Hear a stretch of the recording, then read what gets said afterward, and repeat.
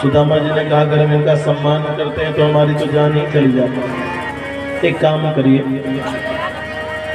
इनसे बोलिए कि एक ही कलश के जल को सब लोग स्पर्श कर लें और आप मुझे नहला दीजिए, इनका सम्मान भी बना रहे, ब्राह्मण देवता की जान भी बची रही। भगवान ने समस्त पटरानियों को आदेश दिया, सबने एक ही कलश के जल को स्पर्श किया।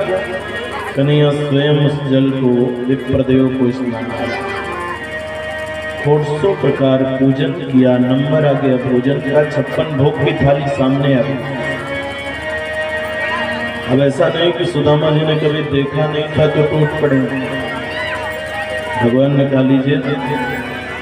सुदामा जी कहते भैया ये मेरे लिए? बोले हाँ आपके लिए। ये क्यों व्यवस्था की आपने? ये सब खाऊंगा तो भजन में मन लगेगा क्या? भगवान कहते सुदामा भैया ये प्रसाद है और प्रसाद पाने से बुद्धि बहुत विशुद्ध होती है। तो सुदामा जी ने कहा कि आज अगर अवसर मिला है बहुत दिनों के बाद तो दोनों मित्र आमने सामने बैठ के भोजन करते। दोनों मित्र आमने सामने बैठे प्रसाद ले। एक वो मित्र है जिसकी खड़ाऊ भी सोने की है और दूसरा मित्र वो भी है जिसकी कई जगहों से धोती भी फटी, लेकिन मन कितना सुंदर है दोनों का। बैठे बैठे बचपन की चर्चा की। भगवान ने कहा सुदामा भैया क्या हाल चाल? सुदामा जी ने मुस्कुराते हुए कहा कन्हैया ब्रह्मा की बनाई सृष्टि में मुझसे कुछ साल कोई। भगवान मन ही मन कहते हो तो आपकी शकल ही बता रहे, जितने खुशहाल हैं आपको बताने की जरूरत नहीं। अच्छा भैया ये बताओ आपने विवाह किया कि नहीं? विद्यालय में हम लोग आपको चढ़ाया करते थे कि सुदामा भैया आप विवाह करेंगे, आप कहते थे नहीं करते। अध्ययन पूर्ण हुआ, आप अपने यहाँ चले गए, हम यहाँ चले गए, तो कोई परिवर्तन हुआ अथवा वैसे चल रहा? कहा नहीं भैया इच्छा तो नहीं थी लेकिन विवाह करना पड़ गया, माता पिता की आज्ञा हुई। और आपकी भाभी का नाम सुशीला। कन्हैया ने कहा बड़े कंजूस निकले भैया, पहले भी कंजूस थे, वो कंजूसी अभी तक गई नहीं लगता। विवाह भी कर लिए और निमंत्रण भी नहीं। तो सुदामा जी ने कहा भैया हमने तो एक ही विवाह किया, आपने कितने किए? भगवान ने कहा 16,108।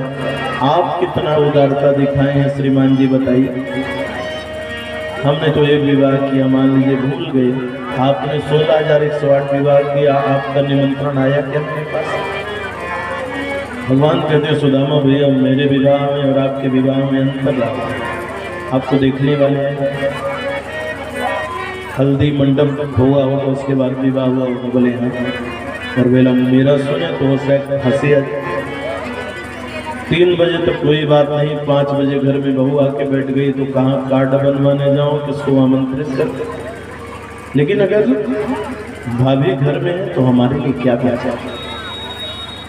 और जब इतना कन्हैया ने कहा ना तो सुदामा जी महाराज संकुचित हो गए, क्योंकि सामने भगवान की 16,108 पटरानियां बैठी हैं, उनके सामने ये चावल की पोटली कैसे निकाले? अगर चावल देता हूँ तो भगवान की पटरानियां क्या बोलेंगी? एक तरफ तो इतना बरसे आंसुओं से चरणों को धोते और ये मित्र लेके क्या आए हैं चावल। झूठ तो नहीं बोलना चाहिए, लेकिन सोच रहे हैं ये पटरानियां अपने अपने कमरे में चली जाए, बस ये पोटली दे। तो बचपन की बातों में सुदामा जी कन्हैया को घुमा रहे हैं।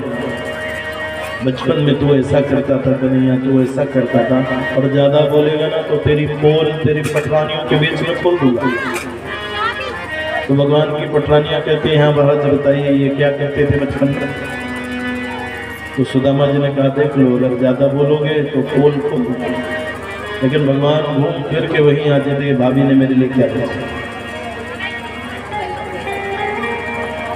और भगवान ने देखा कि सुदामा भैया देना नहीं चाह रहे, कारण क्या है?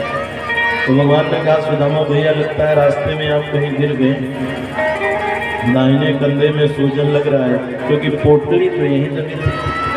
सुदामा जी ने इसको दबाते हुए कहा ना भैया गिरा नहीं हो, हमारे शरीर की बनावट। कहा चले थोड़ा सेवा कर दो, थक तो गए हो। भगवान ने ब्राह्मण देवता के चरणों को दबाया